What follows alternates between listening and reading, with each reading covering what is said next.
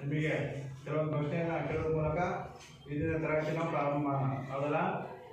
ನಿಮಗೆಲ್ಲ ಗೊತ್ತಿರುವ ಹಾಗೆ ಕನ್ನಡ ಸಾಹಿತ್ಯದ ವಿವಿಧ ಪ್ರಕಾರಗಳು ಯಾವ್ಯಾವುದು ಕೈ ರಾಜೇಶನ ಗೊತ್ತು. ಕನ್ನಡ ಸಾಹಿತ್ಯದ ವಿವಿಧ ಪ್ರಕಾರಗಳು ಯಾವ್ಯಾವುದು ಹೆಚ್ಚಿನ ಗೊತ್ತು? ಹೇಳಿ ಜನ. ಕಾದಂಬರಿಗಳು, ಸಣ್ಣ ಕಥೆ, ನಾಟಕ, ಹಳೆಗನ್ನಡ, ಮಧ್ಯಮ ಕನ್ನಡ. ಅಂದರೆ ನಾಟಕ ಆಗಿರ್ಬೋದು, ಸಣ್ಣ ಕಥೆ ಆಗಿರ್ಬೋದು, ಕಾದಂಬರಿ ಆಗಿರ್ಬೋದು, ಕವನ ಆಗಿರ್ಬೋದು, ವಿಮರ್ಶೆ ಆಗಿರ್ಬೋದು, ಪ್ರಬಂಧ ಆಗಿರ್ಬೋದು, ಅದರ ಗದ್ಯ ಪದ್ಯ ಇವೆಲ್ಲವೂ ಸಹ ನಮ್ಮ ಸಾಹಿತ್ಯದ ವಿವಿಧ ಪ್ರಕಾರಗಳು. ಹೌದಲ್ಲ? ಅಂತಹ ಸಾಹಿತ್ಯ ಪ್ರಕಾರಗಳಲ್ಲಿ ಈ ಕಾದಂಬರಿ ಸಾಹಿತ್ಯ ಅನ್ನುವಂಥದ್ದು ನಿಮ್ಮ ಒಂದು ಪ್ರಸ್ತುತ ಪಾಠದ ಬರ್ತಕ್ಕಂಥದ್ದು. ಹೌದಾ? ಹಾಗಾದರೆ ಕಾದಂಬರಿ ಅಂದ್ರೇನು, ಆ ಸಾಹಿತ್ಯ ಯಾವ ರೀತಿ ಇರುತ್ತಪ್ಪ ಅನ್ನೋದನ್ನು ನಾವು ನೋಡೋದಾದ್ರೆ, ಆಯ್ತಾ, ಅದು ಗದ್ಯ ಕಲ್ಪಿತ ಕೃತಿಯಾಗಿರುತ್ತೆ. ಕಾದಂಬರಿ ಸಾಹಿತ್ಯ ಏನಾಗಿರುತ್ತೆ?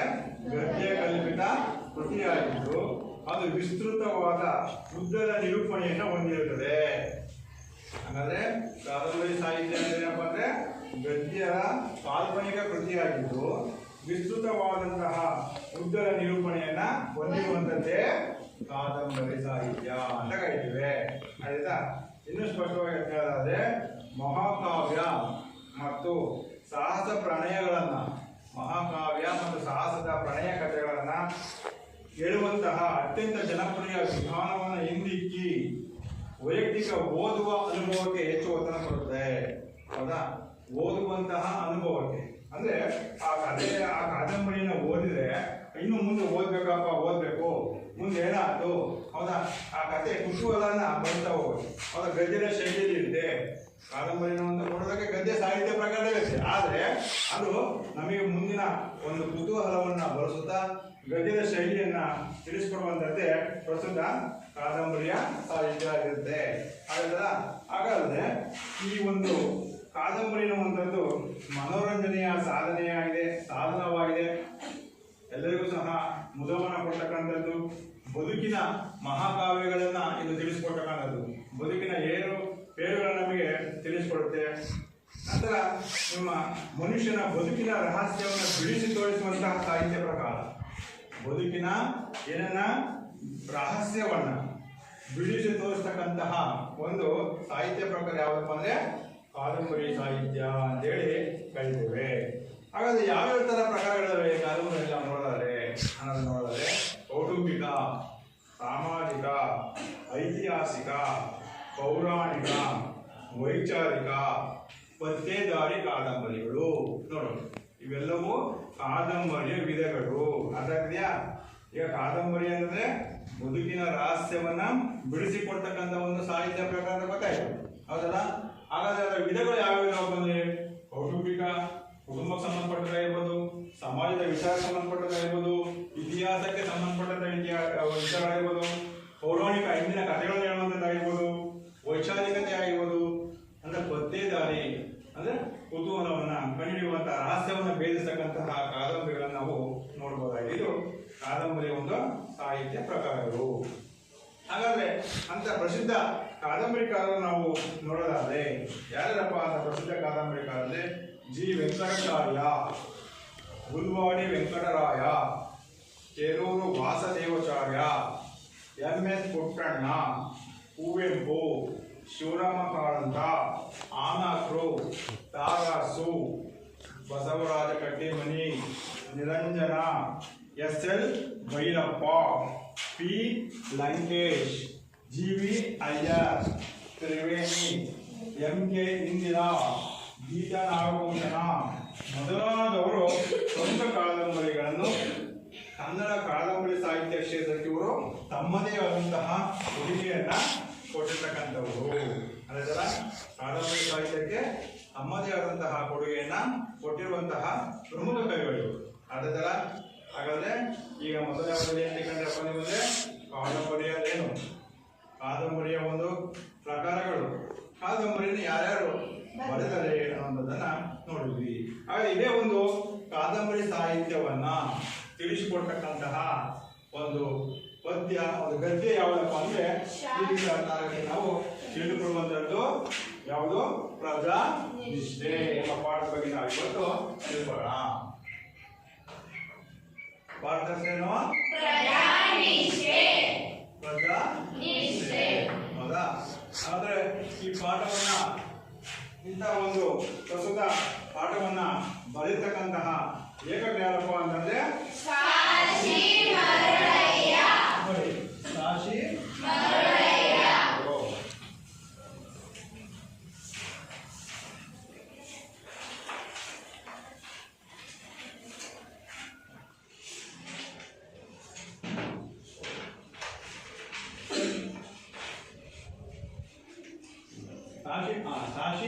ಮರುಳಯ್ಯನವರು ನೋಡಿ, ಇವರೇ ನಮ್ಮ ಒಂದು ಪಾಠವನ್ನ ಬರೆಯತಕ್ಕಂಥ ಕವಿಯ ಒಂದು ಭಾವಚಿತ್ರ. ಅರ್ಥದಲ್ಲಿ ಯಾರಿದು?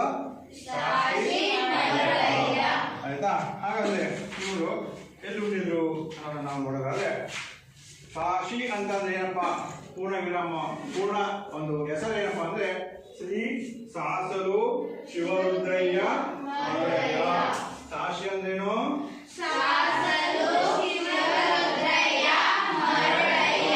ಇವರು ಕ್ರಿಸ್ತಶಕ 1931ರಲ್ಲಿ ತುಮಕೂರು ಜಿಲ್ಲೆಯ ಚಿಕ್ಕನಾಯಕನಹಳ್ಳಿ ತಾಲೂಕಿನ ಸಾಸಲು ಗ್ರಾಮದಲ್ಲಿ ಜನಿಸಿದ್ದಾರೆ. ಆಯ್ತಾ? ಎಲ್ಲಿ ಜನಿಸಿದ್ದಾರೆ ಇವರು? ತುಮಕೂರು ಜಿಲ್ಲೆಯ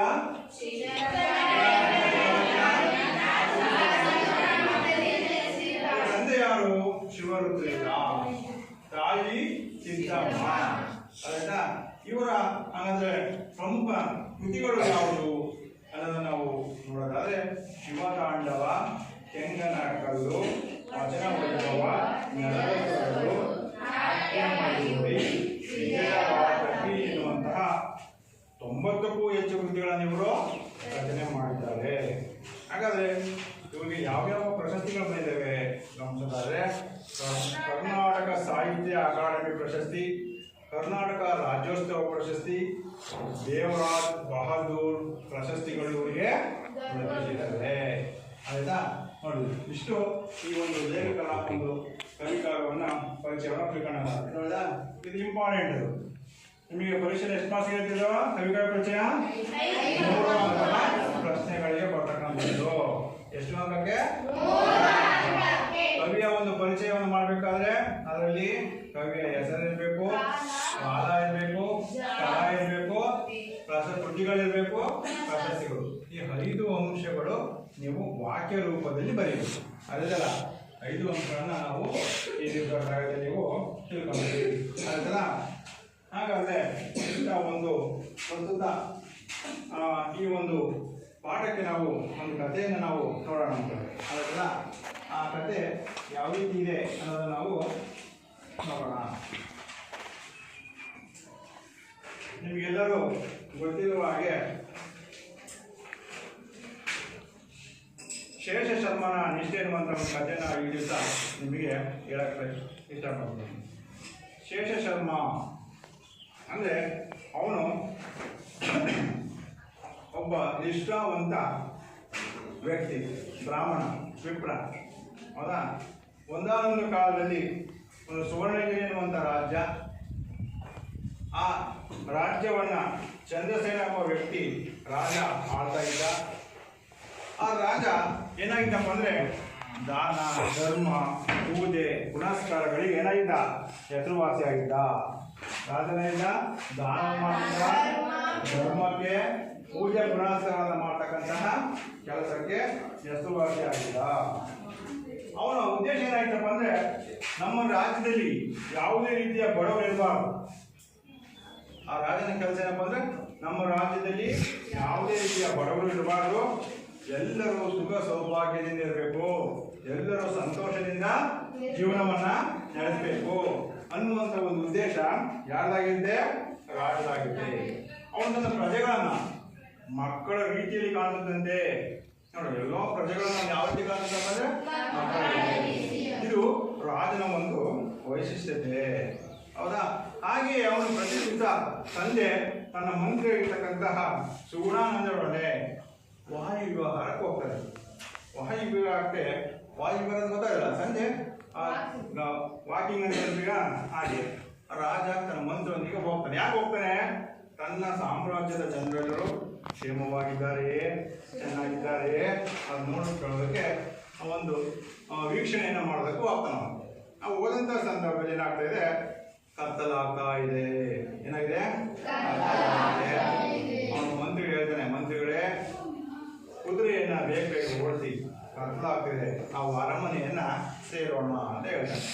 ಅದರಿಂದ ಆಗ ಅವನು ಹೇಳ್ತಾನೆ, ಹೋಗ್ಬೇಕಂತ ಸ್ವಲ್ಪ ದೂರದಲ್ಲಿ ಏನಾಗ್ತಿದೆಯಪ್ಪ ಅಂದ್ರೆ ರಾಜನ ಕುದುರೆ ನಿಲ್ಲಿಸ್ತಾನೆ. ಅಲ್ಲಿ ಕತ್ತಲಾಗ್ತಾ ಇತ್ತು, ಅರಮನೆಯ ಹೋಗ್ಬೇಕು ಅಂತ ಹೇಳಿ ಕುದುರೆಯನ್ನ ಓಡಿಸ್ಕೊಂಡು ಹೋಗ್ತಾರೆ.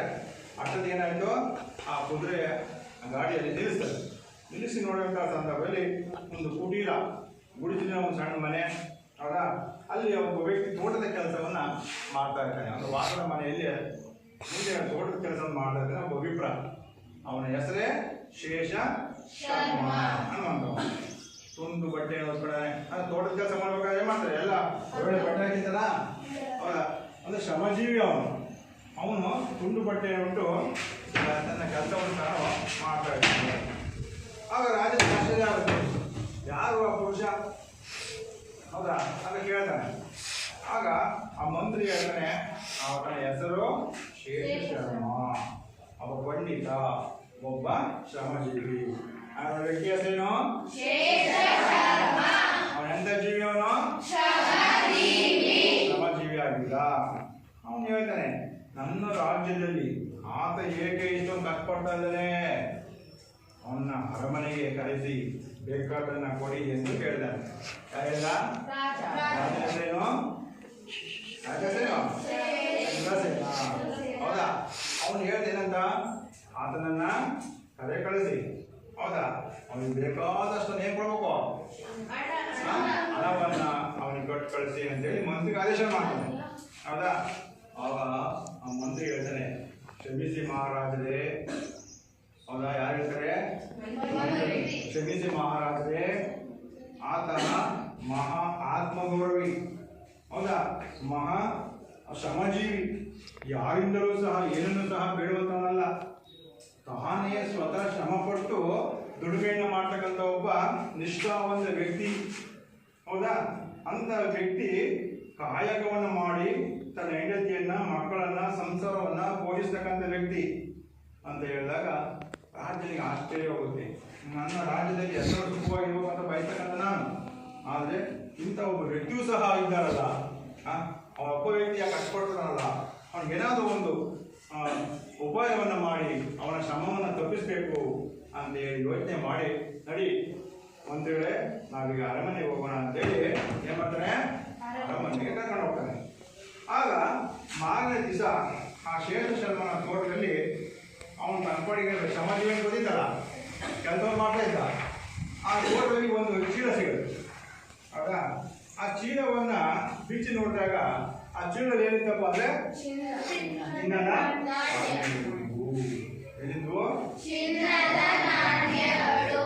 ಹಾಗಾದ್ರೆ ಆ ಚಿನ್ನದ ನಾಣ್ಯವನ್ನು ನೋಡಿದ ತಕ್ಷಣ ಆ ವ್ಯಕ್ತಿ ಏನಾಗಬೇಕಾಯ್ತು? ಆಶ್ಚರ್ಯ ಆಗಬೇಕಾಯ್ತು. ಇದು ಹೌದಾ? ಈಗಿನ ನಮ್ಮ ಹೊಲಗಳಲ್ಲಿ ಏನಾದರೂ ಉಳಿಮೆ ಮಾಡಬೇಕಾದ್ರೆ ಚಿನ್ನದ ನಾಣ್ಯ ಸಿಕ್ಕೇಮಲ್ಲಿ ನಾವು ಯಾರಿಗೂ ಗೊತ್ತಂತ ತಗೊಂಡು ಹೋಗ್ಬಿಡ್ತೀವಿ. ಹೌದಾ? ಆದ್ರೆ ಆ ಶ್ರಮಜೀವಿ ಏನ್ ಮಾಡ್ದ? ತಗೊಂಡ. ಹೌದಾ? ನೋಡ್ದ. ನೋಡಿ ಆ ಚೀಲವನ್ನು ತೆಗೆದುಕೊಂಡು ರಾಜನ ಅರಮನೆಗೆ ಬರ್ತಾನೆ, ದರ್ಬಾರಿಗೆ ಬರ್ತಾನೆ. ಮಹಾರಾಜರೇ, ನಾನು ಉಳುಮೆ ಮಾಡುವಂತಹ ಸಂದರ್ಭದಲ್ಲಿ ಹೌದಾ ಇಂಥ ಒಂದು ಚೀಲದ ನಾಣ್ಯ ಅಂದರೆ ಬಂಗಾರದ ವಸ್ತುಗಳಿರ್ತಕ್ಕಂಥ ಒಂದು ಚೀಲ ಸಿಕ್ಕಿದೆ. ಹೌದಾ? ಅದನ್ನ ಏನ್ ಮಾಡ್ಲಿ ಅಂತ ಹೇಳ್ತಾನೆ ಅವನು, ನೋಡಿ ಅಂತ ಹೇಳಿ ಹೇಳ್ತಕ್ಕಂಥದ್ದು. ಅರ್ಥ ಆಯ್ತಾ? ಆ ಚಿನ್ನದ ಒಂದು ಚೀಲವನ್ನ ಆ ರಾಜನ ಮುಂದೆ ತೋರಿಸ್ತಾನಂತ. ತೋರಿಸಿದಂಥ ಸಂದರ್ಭದಲ್ಲಿ ಆ ರಾಜ ಏನ್ ಹೇಳ್ತಾನೆ, ನಿನ್ನ ಹೊಲದಲ್ಲಿ ಸಿಕ್ಕಿರ್ತಕ್ಕಂಥ ಈ ಒಂದು ಚೀಲ ನಿನಗೆ ಸೇರಿದ್ದು. ನೀನು ಹೇಳ್ದ ನೋಡಪ್ಪ, ನೀನು ಉಳಿಮೆ ಮಾಡ್ಬೇಕಾದ್ರೆ ನಿನ್ನೆಲ್ಲ ಸಿಕ್ಕಿದೆ, ಹಾಗಾದ್ರೆ ಆ ಚೀಲ ಯಾರು ಸೇರಿತ್ತು? ನಿನಗೆ ಸೇರಿತ್ತು ಅಂತ ಹೇಳ್ತಾರೆ. ಆಗ ಆ ರಾಜ ಆ ಥರ ಹೇಳಿದಂಥ ಸಂದರ್ಭದಲ್ಲಿ ನಾವು ನೀವೆಲ್ಲ ಆಗಿದ್ರೆ ಬಿಡಪ್ಪ ನನಗೆ ಸೇರಿದಂತ ರಾಜ ಕೊಟ್ಬಿಟ್ರು ಅಂತೇಳಿ ಸುಮ್ಮನೆ ತಗೊಂಡು ಬಂದ್ಬಿಟ್ಟಿದ್ರು, ಹೋಗಲ್ಲ. ಆದರೆ ಆ ಶ್ರಮಜೀವಿ ಅದನ್ನ ಮಾಡಿದ ಅಂದ್ರೆ, ಓ ರಾಜರುಗಳೇ, ಯಾರದೇ ಆಗಿರಲಿ ವಿಚಾರಣೆ ಮಾಡಿದೆ, ನನ್ನದಲ್ಲ, ನನ್ನ ಶ್ರಮಪಟ್ಟು ದುಡಿದಂತಹ ಆ ವಸ್ತು ಅಲ್ಲ ಇದು ಅಲ್ಲ. ನನ್ನ ತೋಟ ಸಿಕ್ಕಿರ್ಬೋದು, ಆದರೆ ಇದು ನನಗೆ ಸೇರ್ಬೇಕಾಗಿಲ್ಲ, ನೀವೇ ನಿಮ್ಮ ರಾಜ್ಯಕ್ಕೆ ಒಪ್ಪಿಸ್ಕೋಬೇಕು ಅಂತ ಪುನಃ ಯಾರು ಹೇಳ್ತಾರೆ? ಯಾರು ಹೇಳ? ರಾಜನಿಗೆ ಹೇಳ್ತಾನೆ, ಹೌದಾ? ಹಾಗಾದ್ರೆ ರಾಜ ಹೇಳ್ತಾನೆ, ಅದು ಯಾರದೇ ನಿಮ್ಮ ತೋಟ ಸಿಕ್ಕಿದೆ, ನೀವೇ ಅದನ್ನ ಏನ್ ಮಾಡ್ಬೇಕು, ಅನುಭವಿಸ್ಬೇಕು ಅಂತ ರಾಜ ಹೇಳ್ತಾನೆ. ನೋಡಿ ಆ ಮಾತು ಎಂತ ಒಂದು ಉತ್ತರವನ್ನು ಕೊಟ್ಟಾನ ಯಾರು? ಆ ಏನಂತ ಮಾತಿ ಉತ್ತರ ಕೊಡ್ತಾನೆ ಅಂತ ಬಂದ್ರೆ ಶೇಷಶಾಪ ಹೇಳ್ತಾನೆ, ಕ್ಷಮಿಸಿ ಮಹಾರಾಜ, ನಿತ್ಯ ನನ್ನ ತೋಟಕ್ಕೆ ಅನೇಕ ಹಕ್ಕಿಗಳು ಬರ್ತವೆ, ಪಕ್ಷಿಗಳು ಬರ್ತವೆ, ನವಿಲುಗಳು ಬರ್ತವೆ, ಜಿಂಕೆಗಳು ಬರ್ತವೆ. ಅವೆಲ್ಲವೂ ನಮ್ಮವು ಸೇರಿದ್ರೆ ಅನೇಕ ದಾರಿ ಹೋಗ್ತಕ್ಕಂಥ ವ್ಯಕ್ತಿಗಳು ಒಂದು ಹಣ್ಣುಗಳನ್ನು ತಿಂದು ಹೋಗ್ತಾರೆ, ಅದೇ ಹಣ್ಣು ಹಂಪಲುಗಳನ್ನ ತಿಂತಾರೆ. ಹಂಗಂತ ಹೇಳಿ ಅವೆಲ್ಲ ಪಕ್ಷಿಗಳು, ಎಲ್ಲ ಹಕ್ಕಿಗಳು, ನವಿಲುಗಳು, ಜಿಂಕೆಗಳು ಎಲ್ಲ ಮನುಷ್ಯರು ನನ್ನವರು ಅಂತ ಒಪ್ಪಿನಕ್ಕಾಗುತ್ತಾ? ನನ್ನವರು ಅಂತ ಒಪ್ಪಿನಕ್ಕಾಗತ್ತಾ? ಇಲ್ಲ, ಹೌದಾ? ಹಾಗಾದ್ರೆ ಆ ವಸ್ತು ನನ್ನ ತೋಟದಲ್ಲಿ ಸಿಕ್ಕಿದೆಯಲ್ಲ, ಅದು ಯಾರಿಗೆ ಸೇರಬೇಕು ಅನ್ನೋದನ್ನ ವಿಚಾರಣೆ ಮಾಡಿ ಒಪ್ಪಿಸ್ರಿ ಅಂತ ಹೇಳಿ ಅವನು ಹೊರಟು ಹೋಗ್ತಾನೆ. ಅದಾಯ್ತಾ? ಹಾಗಾದ್ರೆ ಆ ಕತೆ ಇಷ್ಟದ ಕತೆ ಕೇಳಿ ಹೋದಲ್ಲ, ಈ ಕತೆ ಕೇಳಿದ್ರೆ ನಿಮ್ಗೆ ಏನಿಸ್ತು?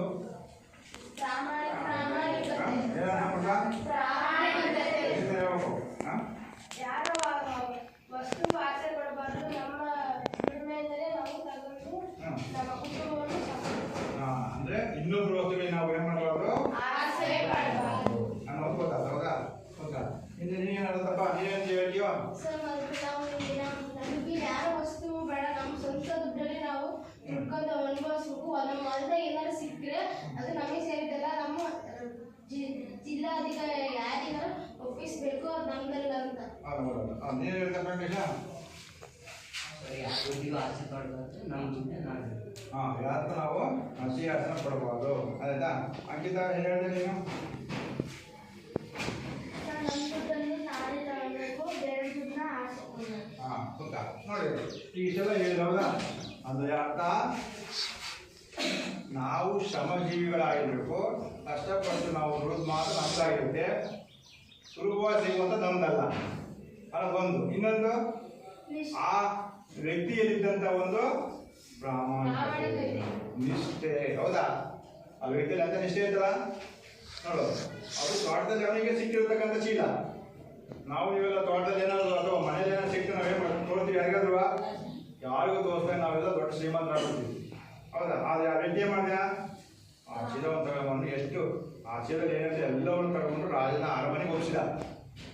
ಹೌದಾ? ರಾಜ ಹೇಳ್ತಾ ನಿನ್ನೆ ಕಾಣುವ ಚೀಲ ತಗೊಂಡು ಅದನ್ನ ಏನ್ ಮಾಡ್ತಾನೆ? ನಂದಲ್ಲ ಗುರುಗಳೇ, ನಂದಲ್ಲ ರಾಜರೇ ಅಂತೇಳಿ ಅವ್ನು ಹೇಳ್ತಾನೆ. ಹೌದಾ? ಯಾರಿಗೆ ತಳಿಸ್ಬೇಕು ತಳಿಸ್ರಿ ಅಂತ ಹೇಳ್ತಾನೆ. ಅದರ ಅರ್ಥ ನಮ್ಮಲ್ಲಿ ಪ್ರಾಮಾಣಿಕತೆ ಇರಬೇಕು. ಈಗ ಒಂದು ಕಥೆಯನ್ನು ಕೇಳಿದ್ರೆ ಮೌಲ್ಯ ಏನಿರುತ್ತೆ? ಪ್ರತಿಯೊಬ್ಬ ವ್ಯಕ್ತಿಯಲ್ಲಿಯೂ ಸಹ ಪ್ರಾಮಾಣಿಕತೆಯನ್ನು ಇರಬೇಕು, ನಿಷ್ಠೆಯನ್ನು ಇರಬೇಕು. ಹೌದಾ? ಶ್ರಮ ಪಟ್ಟು ದುಡಿತಕ್ಕಂಥ ಒಂದು ಕೆಲಸವನ್ನು ನಾವು ಮಾಡುವಂತಹ ಗುಣವನ್ನು ನಾವು ಬೆಳೆಸ್ಕೊಳ್ಬೇಕು. ಇನ್ನೊಬ್ಬರ ವಸ್ತುಗಳಿಗೆ ನಾವೇನ್ ಮಾಡಬಾರ್ದು ಎನ್ನುವಂಥದ್ದು ಆ ಶೇಷಶರ್ಮನ ಒಂದು ಗುಣದಿಂದ ನಮಗೆ ತಿಳಿಯುವಂತ ಮೌಲ್ಯಗಳಾಗಿದೆ. ಅದರ ಇಂಥದ್ದೇ ಮೌಲ್ಯವನ್ನ, ಎಂತ ಮೌಲ್ಯ? ಪ್ರಾಮಾಣಿಕತೆಯನ್ನ, ಹೌದಾ, ನಿಷ್ಠೆಯನ್ನ, ಶ್ರಮದ ಒಂದು ಮಹತ್ವವನ್ನ ತಿಳಿಸಿಕೊಡ್ತಕ್ಕಂಥ ಪಾಠ ಯಾವ್ದಪ್ಪ ಅಂದ್ರೆ ಹೌದಾ, ಪ್ರಜಾ ನಿಷ್ಠೆ. ಹಾಗಾದ್ರೆ ಅದರಲ್ಲಿ ಅರ್ಥ ಇದೆ. ಪ್ರಜಾ ಅಂದ್ರೆ ಪ್ರಜೆಗಳು ನಿಷ್ಠೆಯಿಂದ ಇದ್ರು. ಯಾರು ನಿಷ್ಠೆಯಿಂದ ಇದ್ರು? ಪ್ರಜೆಗಳು. ಯಾರಿಗೆ ಈ ಪಾಠದಲ್ಲಿ ನಿಷ್ಠೆಯಿಂದ ಇದ್ರಪ್ಪ ಅನ್ನೋದನ್ನ ನಾವು ತಿಳ್ಕೊಳ್ಳುವಂತ ಅಂಶ. ಹೌದಾ? ಈಗ ನೋಡಿ, ಹೊಯ್ಸಳ ಸಾಮ್ರಾಜ್ಯದ ಪ್ರಸಿದ್ಧ ದೊರೆ ಯಾರು ನಿಂತಿದ್ರು ಅಂತ ಹೊಯ್ಸಳ ಸಾಮ್ರಾಜ್ಯದ ಪ್ರಸಿದ್ಧ ದೊರೆ ಯಾರು? ಇದು ಒಂದು ಕಾಲ್ಪನಿಕ ಚಿತ್ರ. ಮತ್ತೆ ಇವರೇ ವಿಷ್ಣುವರ್ಧನ. ಇದು ವಿಷ್ಣುವರ್ಧನ ಒಂದು ಕಾಲ್ಪನಿಕ ಚಿತ್ರ, ಹೌದಾ? ಹಾಗಾದ್ರೆ ಈ ವಿಷ್ಣುವರ್ಧನ ಹೆಂಡತಿಯ ಚಿತ್ರ, ಹೌದಾ? ನಾಟ್ಯ ರಾಣಿ ಶಾಂತಳೆಯ ಚಿತ್ರ ಕಾಣಿದೆಯಾ? ಇದು ವಿಷ್ಣುವರ್ಧನ ಹೊಯ್ಸಳ ಸಾಮ್ರಾಜ್ಯದ ಅರಸ. ಆದ್ರೆ ತೋರಿಸಿದ ಹೆಸರೇನು? ಅವನ ಹೆಂಡತಿ ಯಾರು? ನಾಟ್ಯ ರಾಣಿ, ಹೌದಾ? ನೃತ್ಯವನ್ನ ಮಾಡುವುದರಲ್ಲಿ ಪ್ರಸಿದ್ಧಿಯನ್ನು ಪಡ್ಕೊಂಡಂತಹ ಒಬ್ಬ ಮಹಿಳೆಯಾಗಿದ್ದರು. ಆಯ್ತಾ? ಇವರು ನೋಡಿ, ಹೊಯ್ಸಳ ವಂಶದ ಪ್ರಸಿದ್ಧ ದೊರೆ ವಿಷ್ಣುವರ್ಧನ ಅಂತ ಗೊತ್ತಾಯ್ತು. ಅವನ ಹೆಂಡತಿ ಶಾಂತಲಾದೇವಿ ಅನ್ನೋದು ಗೊತ್ತಾಯ್ತು. ಇವರು ಪ್ರಜಾಪ್ರೇಮಿಯಾಗಿದ್ದ ಈಕೆಯು ಒಮ್ಮೆ ಏನು ಮಾಡ್ತಾರೆ ಅಂತಂದ್ರೆ ಮಾರು ವೇಷದಲ್ಲಿ ಬರ್ತಾರೆ. ಯಾವ ವೇಷದಲ್ಲಿ ಬರ್ತದೆ? ವಿಷ್ಣುವರ್ಧನ ಮಹಾರಾಜರು ಯುದ್ಧಕ್ಕೋಸ್ಕರ ಹೊರಗಡೆ ಹೋಗಿದ್ದಾರೆ. ಬೇರೆ ಸಾಮ್ರಾಜ್ಯದ ಮೇಲೆ ದಾಳಿಯನ್ನು ಮಾಡೋದಕ್ಕೆ ಹೋಗಿದ್ದಾರೆ. ಆ ದಾಳಿಯನ್ನ ಮಾಡೋದಕ್ಕೆ ಹೋದಂತಹ ಸಂದರ್ಭದಲ್ಲಿ, ಅದರ ದಾಳಿಯನ್ನ ಮಾಡೋಕ್ಕೆ ಹೋದಂತಹ ಸಂದರ್ಭದಲ್ಲಿ ಪ್ರಜೆಗಳು ಈ ರಾಜನ ಒಂದು ಬಗ್ಗೆ, ಅದ ವಿಷ್ಣುವರ್ಧನ ಬಗ್ಗೆ ಎಂತ ಒಂದು ಅಭಿಮಾನ ಹೊಂದಿದ್ದಾರೆ, ಯಾವ್ಯಾವ ರೀತಿಯ ಆಲೋಚನೆಗಳು ರಾಜನ ಬಗ್ಗೆ ಪ್ರಜೆಗಳು ಇಟ್ಕೊಂಡಿದ್ದಾರೆ, ಪ್ರಜೆಗಳು ರಾಜನ ಬಗ್ಗೆ ನಿಷ್ಠೆಯಿಂದ ಇದ್ದಾರೋ ಅಥವಾ ರಾಜ ಪ್ರಜೆಗಳನ್ನ ಚೆನ್ನಾಗಿ ನೋಡ್ಕೊಂಡಿದ್ದಾರೋ ಇಲ್ವೋ ಇನ್ನೊಂದು ವಿಚಾರವನ್ನ ತಿಳಿಯೋದಕ್ಕೋಸ್ಕರ ಅದೆಲ್ಲ ಯಾರು ರಾಜನ ಬಗ್ಗೆ ಜನಗಳು ಯಾವ ರೀತಿ ಭಾವನೆಗಳನ್ನ ಹೊಂದಿದ್ದಾರೆ ಅನ್ನುವಂಥದ್ದು, ಅಥವಾ ರಾಜ ಪ್ರಜೆಗಳನ್ನ ಚೆನ್ನಾಗಿ ನೋಡ್ಕೊಂಡಿದ್ದಾನೋ ಇಲ್ಲವೋ ಎನ್ನುವುದನ್ನ ಪರೀಕ್ಷೆ ಮಾಡುವುದಕ್ಕೆ ಆ ಶಾಂತಲ ದೇವಿ ಎನ್ನುವಂಥವಳು ಒಂದು ಗಂಡು ಹುಡುಗಿಯನ್ನು ಹುಟ್ಟು ಪರೀಕ್ಷೆ ಮಾಡೋದಕ್ಕೆ ಬಂದಾಗ, ಹೌದಾ? ಆ ಪರೀಕ್ಷೆ ಮಾಡೋದಕ್ಕೆ ಬಂದಂತಹ ಸಂದರ್ಭದಲ್ಲಿ ಅಲ್ಲಿ ಭೂಮಿಯಲ್ಲಿ ದೊರಕಿದಂಥ ಸಂಪತ್ತು ಇಬ್ಬರು ವ್ಯಕ್ತಿಗಳು ಸಿಗ್ತಾ ಹೋಗುತ್ತೆ. ಆ ವಸ್ತು ಪ್ರಜೆಗಳಿಗೆ ಸೇರಬೇಕು ಅಂತ ಕೆಲವರು ಹೇಳ್ತಾರೆ, ಆದರೆ ಅಲ್ಲಿ ಕೆಲವರು ಹೇಳ್ತಾರೆ ಇದು ರಾಜನ ಅರಮನೆ ಸೇರಬೇಕು, ಇದು ಸಾಮ್ರಾಜ್ಯದ ಹಣ ಅಂತ ಕೆಲವರು ಹೇಳಿದ್ರೆ, ಕೆಲವರು ಹೇಳ್ತಾ ಇಲ್ಲ ಆ ದುಡ್ಡಲ್ಲಿ ದೇವಾಲಯವನ್ನು ನಿರ್ಮಾಣಕ್ಕೆ ಆ ರಾಣಿಯಾದಂಥವಳು ತೀರ್ಮಾನವನ್ನು ಕೊಡ್ತಕ್ಕಂಥದ್ದೇ ಪ್ರಸ್ತುತ ಈ ಭಾಗದ ಒಂದು ಆಶಯ ಭಾವ. ಪ್ರಧಾನಿಷ್ಠಪಟ್ಟ ಆಶಯ ಭಾವ ಬರುತ್ತಲ್ಲ, ಶಾಂತಲಾ ದೇವಿ ಮಾರುವೇಷದಲ್ಲಿ ಬಂದು ಪ್ರಜೆಗಳ ಒಂದು ನಿಷ್ಠೆಯನ್ನ ವೀಕ್ಷಣೆ ಮಾಡ್ತಕ್ಕಂಥದ್ದು, ಜೊತೆಗೆ ಅಲ್ಲಿ ದೊರೆತಂಥ ಸಂಪತ್ತು, ಹೌದಾ, ಆ ಊರಿನ ದೇವಾಲಯದ ಅಭಿವೃದ್ಧಿಗೆ ಆದೇಶವನ್ನ ಮಾಡ್ತಕ್ಕಂಥದ್ದು. ಅಲ್ಲಿಗೆ ಪ್ರಜೆಗಳು ಆ ರಾಣಿಯ ಬಗ್ಗೆ ಅಥವಾ ರಾಜನ ಬಗ್ಗೆ ಎಷ್ಟು ನಿಷ್ಠೆಯಿಂದ ಇದ್ರು ಎನ್ನುವಂಥದ್ದನ್ನ ತಿಳಿಸ್ಕೊಡ್ತಕ್ಕಂಥದ್ದೇ ನಮ್ಮ ಈ ಪ್ರಸ್ತುತ ಪ್ರಜಾನಿಷ್ಠೆ ಪಾಠದ ಒಂದು ಆಶಯ ಭಾವ. ಅದೆಲ್ಲ ಹಾಗಾದರೆ ಆ ಪಾಠದ ಒಂದು ಮೊದಲನೇ ಒಂದು ಕಾರ್ಯವನ್ನು ನಾವು ಕೊಡೋಣ. ಎಲ್ಲ ಮುಗಿಸಿದ್ರಲ್ಲ? ಇದೇವರಿಗೆ ಅರ್ಥ ಆಯ್ತು? ಏನು ಅರ್ಥ ಆಯ್ತು? ಕಾದಂಬರಿ ಅಂದ್ರೇನು, ಅದರ ಗುಣಗಳು, ಅದರ ಒಂದು ಲಕ್ಷಣ ಗೊತ್ತಾಯಿತು. ನಂತರ ಕವಿಯ ಪರಿಚಯವನ್ನು ತಿಳ್ಕೊಂಡ್ರಿ. ಕವಿಯ ಪರಿಚಯದ ನಂತರ ಈ ಗದ್ಯದ ಒಂದು ಆಶಯ ಭಾವ ಏನು ತಿಳ್ಕೊಂಡ್ರಿ. ಆಶಯ ಭಾವದ ನಂತರ ಈಗ ನಾವು ಹೋಗ್ತಕ್ಕಂಥ ಮುಂದಿನ ಅಂತ ಪಾಠದ ನೋಡೋಣ. ಕೂತ್ಕೊಂಡಿಲ್ಲ. ಹೊಯ್ಸಳ ಸಾಮ್ರಾಜ್ಯದ ಪ್ರಗತಿಯನ್ನು ಕಂಡ ಹೊರರಾಜರ ಕಣ್ಣುಗಳು ಕಿಸುರಾದವು. ದಿನೇ ದಿನೇ ಪ್ರವರ್ಧಮಾನಕ್ಕೆ ಬರುತ್ತಿರುವ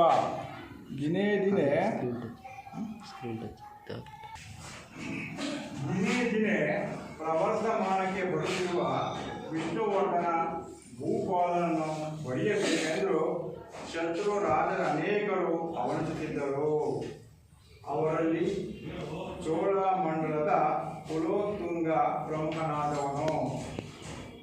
ಗಂಗರ ತಲಕಾಡು ಅವನ ಸ್ವಾಧೀನದಲ್ಲಿತ್ತು.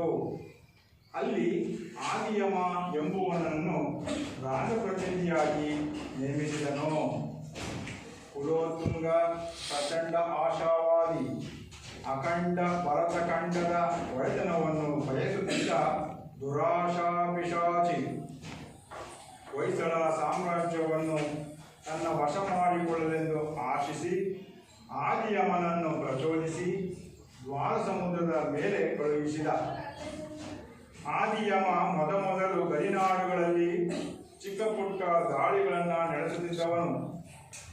ಒಂದು ದೊಡ್ಡ ದಂಡಯಾತ್ರೆಯನ್ನ ಕೈಗೊಂಡ. ಇದನ್ನು ಗುಪ್ತಚರರಿಂದ ತಿಳಿದ ಹೊಯ್ಸಳೇಶ್ವರನು ಸಕಲ ಸೇನಾ ಸಮೇತನಾಗಿ ಯುದ್ಧಕ್ಕೆ ಸನ್ನದ್ಧನಾಗಲೇಬೇಕಾಯಿತು. ಇದು ಈ ಮೊದಲನೇ ಪ್ಯಾರದ ಒಂದು ಅರ್ಥ. ಹೌದಾ? ಮೊದಲನೇ ಪ್ಯಾರ ನಮಗೆ ತಗೊಂಡು ಕೊಡ್ತೀಯಾ? ಹೊಯ್ಸಳ ಸಾಮ್ರಾಜ್ಯದ ಪ್ರಗತಿಯನ್ನು ಕಂಡ ಪರ ರಾಜರ ಕಣ್ಣುಗಳು ಕಿತ್ತಾದವು. ದಿನೇ ದಿನೇ ಪ್ರವರ್ಧಮಾನಕ್ಕೆ ಬರುತ್ತಿರುವ ವಿಷ್ಣುವರ್ಧನ ಭೂಪಾಲನನ್ನು ಬಡಿಯಬೇಕೆಂದು ಶತ್ರು ರಾಜ್ಯಗಳ ನಾಯಕರು ಆಹ್ವಾನಿಸುತ್ತಿದ್ದರು. ಅವರಲ್ಲಿ ಚೋಳಮಂಡಲದ ಕುಲೋತುಂಗ ಪ್ರಮುಖನಾದವನು. ಗಂಗರ ತಲಕಾಡು ಅವನ ಸ್ವಾಧೀನದಲ್ಲಿತ್ತು. ಅಲ್ಲಿ ಆದಿಯಾಮ ಎಂಬುವನನ್ನು ರಾಜಪ್ರತಿನಿಧಿಯಾಗಿ ನೇಮಿಸಿದ್ದನು. ಕುಲೋತುಂಗ ಪ್ರಚಂಡ ಆಶಾವಾದಿ, ಅಖಂಡ ಭಾರತ ಖಂಡದ ಒಡೆತನವನ್ನು ಬಯಸುತ್ತಿದ್ದ ದುರಾಶಾ ಪಿಶಾಚಿ. ಹೊಯ್ಸಳ ಸಾಮ್ರಾಜ್ಯವನ್ನು ತನ್ನ ವಶ ಮಾಡಿಕೊಳ್ಳಲೆಂದು ಆಶಿಸಿ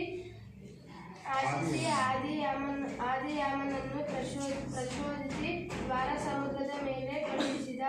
ಆದಿಯಾಮ ಮೊದಲು ಗಡಿನಾಡುಗಳಲ್ಲಿ ಚಿಕ್ಕ ಪುಟ್ಟ ದಾಳಿಗಳನ್ನು ನಡೆಸುತ್ತಿದ್ದವನು. ಒಂದು ದೊಡ್ಡ ದಂಡಯಾತ್ರೆಯನ್ನು ಕೈಗೊಂಡ. ಇದನ್ನು ಚಂದ್ರಗುಪ್ತರಿಂದ ತಿಳಿದು ಹೊಯ್ಸಳೇಶ್ವರನು ಸಕಲ ಸೇನಾ ಸಮೇತನಾಗಿ ಯುದ್ಧಕ್ಕೆ ಸನ್ನದ್ಧನಾಗಲೇಬೇಕಾಯಿತು. ಈಗ ವಿವರಣೆ ನೋಡಿದ್ರೆ ಹೊಯ್ಸಳ ಸಾಮ್ರಾಜ್ಯ ಯಾರು ಬರೋದು? ಯಾರು ಹೊಯ್ಸಳ ಸಾಮ್ರಾಜ್ಯ ಅರಸ ಯಾರು?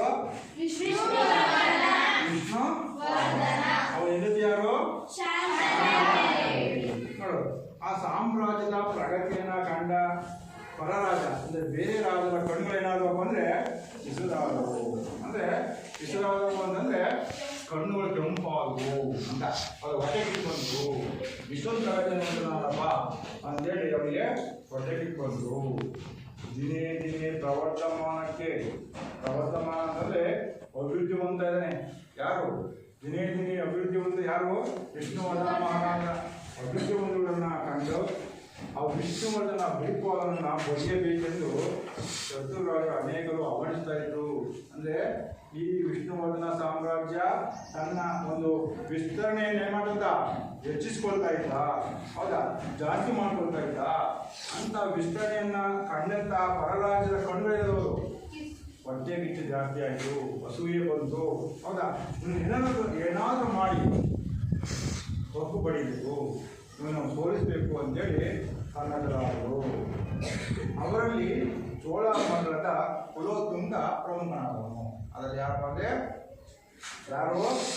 ಚೋಳ ದೇಶದ ಕುಲೋತುಂಗ ಎನ್ನುವಂಥ ವ್ಯಕ್ತಿ ಮೊದಲನೇ ವ್ಯಕ್ತಿ. ಯಾರ ಬಗ್ಗೆ? ವಿಷ್ಣುವರ್ಧನನ್ನ ಸೋಲಿಸಬೇಕು ಎನ್ನುವುದರಲ್ಲಿ ಪ್ರಮುಖ ವ್ಯಕ್ತಿ. ಗಂಗರ ತಲಕಾಡು ಅವನ ಸ್ವಾಧೀನದಲ್ಲಿತ್ತು. ನೋಡು, ತಲಕಾಡು ಇದು ತಲಕಾಡಿನ ಚಿತ್ರ ಕಂಡಿಲ್ಲ? ಗಂಗರ ತಲಕಾಡು ಇವರ ಸ್ವಾಧೀನದಲ್ಲಿತ್ತು. ಅದೇ ತರ ತಲಕಾಡು ಕಂಡಿದ್ದೀರಾ? ಇದೇ ಆ ದೇವಸ್ಥಾನದ ಒಂದು ಭಾವಚಿತ್ರ ಆಯ್ತಾ? ಅಲ್ಲಿ ಆದಿಯಮ ಎಂಬುವನನ್ನು ರಾಜಪ್ರತಿನಿಧಿಯಾಗಿ ನೇಮಿಸಿದನು. ಯಾರನ್ನ ರಾಜಪ್ರತಿನಿಧಿಯಾಗಿ ನೇಮಿಸಿದ? ಆದಿಯಮನನ್ನು. ಆಯ್ತಾ? ಕುಲೋತುಂಗ ಪ್ರಚಂಡ ಆಶಾವಾದಿ ಅಂದ್ರೆ ಅಂದ್ಕೊಂಡಿದ್ದಾನ ಮಾಡ್ತಕ್ಕಂಥ ವ್ಯಕ್ತಿ ಅವನು. ಹೌದಾ? ನಾವು ಏನಾದರೂ ಕೆಲಸವನ್ನು ಕೈ ಹಾಕಿದ್ರೆ ಆ ಕೆಲಸವನ್ನ ಮಾಡುವಾಗ ಸಮಾಧಾನ ಇರಲ್ಲ ಕೆಲವರಿಗೆ. ಅಂತ ವ್ಯಕ್ತಿ ಯಾರು? ಅಖಂಡ ಭಾರತ ಖಂಡದ ಒಡೆತನವನ್ನ ಬಯಸ್ತಾ ಇದ್ದ ದುರಾಶ ಪಿಶಾಚಿ.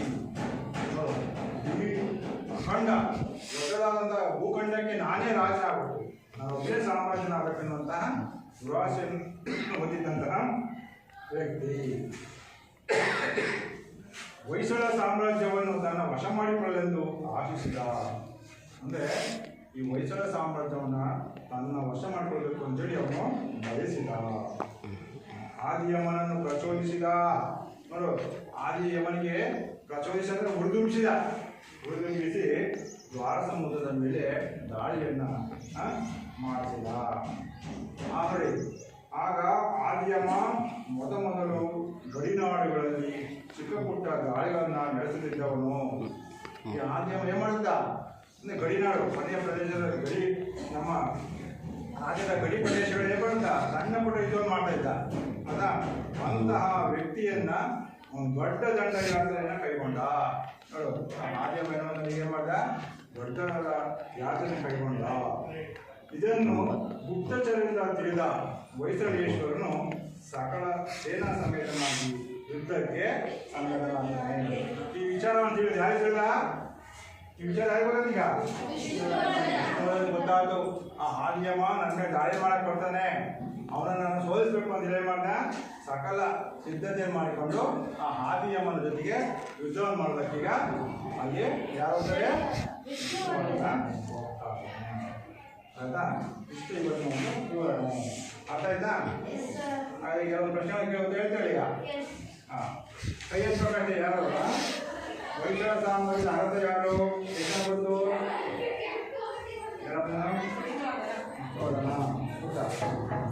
ಹೊಯ್ಸಳ ಸಾಮ್ರಾಜ್ಯದ ರಾಣಿ ಮಹಾರಾಣಿ ಶಾಂತಲೆ. ಹೌದಾ? ಯಾರ ಅಭಿವೃದ್ಧಿಯನ್ನು ಕಂಡು ಹೌದಾ ಬೇರೆ ರಾಜ ಕಣ್ಣುಗಳು ಕಿಸುರಾದವು. ಯಾರ ಅಭಿವೃದ್ಧಿಯನ್ನು ಕಂಡು ಯಾರ ಅಭಿವೃದ್ಧಿಯನ್ನು ಕಂಡು ಅಭಿವೃದ್ಧಿಯನ್ನು ಕಂಡು ಬೇರೆ ಕಣ್ಣು ಹೊಟ್ಟೆ ಕಿಸ್ಕೊಂಡು. ಹಾಗಾದ್ರೆ ರಾಜಪ್ರತಿನಿಧಿಯಾಗಿ ಯಾರನ್ನ ನೇಮಕ ಮಾಡಬೇಕು? ಕುಲೋತ್ತುಂಗ ಯಾರನ್ನಮ್ಮ? ಆದಿಯಮನನ್ನ ರಾಜಪ್ರತಿನಿಧಿಯಾಗಿ ಮಾಡ್ದ. ಆಯ್ತಾ? ಇಷ್ಟು ಪ್ರಶ್ನೆಗಳು ನಿಮಗೆ ಅರ್ಥ ಆಗಿದೆ ಅಂತ ನೋಡಿ. ಇವತ್ತಿನ ದಿನದಲ್ಲಿ ನೀವು ಈ 3 ಫಲಿತಾಂಶಗಳನ್ನು ಕಾಣಿ. ಕಾದಂಬರಿ ಸಾಹಿತ್ಯದ ಲಕ್ಷಣಗಳು, ವೇದಗಳ ಪರಿಚಯ, ಗದ್ಯಪಾಠದ ಆಶಯ, ಈ 3 ಸಹ ಗೃಹಪಾಠದ ಪ್ರಶ್ನೆ ಬರ್ಕೊಂಬರ್ಬೇಕು. ಆಯ್ತಾ? ಗೃಹಪಾಠದ ಪ್ರಶ್ನೆಗೆ ಬರ್ಕೊಂಬರ್ಬೇಕು. ಇಲ್ಲಿ ಹೊಸ ಪದ ಹೌದಾ? ಅವನಿಸು ಅಂದರೆ ಸಿದ್ಧನಾಗು. ಅವನಿಸು ಅಂದರೆ ಹೌದಾ? ಸನ್ನದ್ಧ ಅಂದರೆ ಅದು ಸಹ ಸನ್ನದ್ಧನು ಸಹ ಸಿದ್ಧನಾಗು ಅನ್ನೋದು. ಭೂಪಾಲ ಅಂದರೆ ರಾಜ. ಅರ್ಥ? ಇಷ್ಟು ಮುಂದಿನ ತರಗತಿ ಮುಂದಿನ ತರಗತಿ ಅರ್ಥ.